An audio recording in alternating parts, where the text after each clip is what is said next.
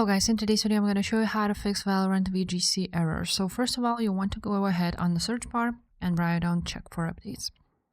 After that, you want to go ahead and download and install any updates available. If you already done that, then you want to go ahead and clean up the files from Vanguard in order to do a clean reinstall. So you want to go ahead on your File Explorer, go to local disk C, then go on Windows and scroll down to the bottom of the page until you will see VGK boot status.dat. You want to go ahead and delete this file.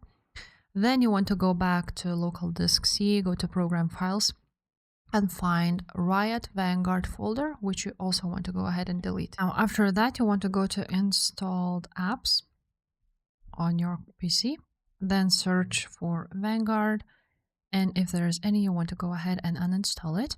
After you've done uninstall, you want to go ahead and open up, go ahead onto your search bar, write down CMD, command prompt, right click on it, run it as administrator, click yes.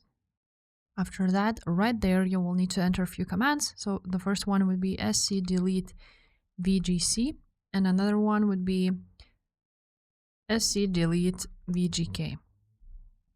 After you've done that, you want to go ahead and restart your PC.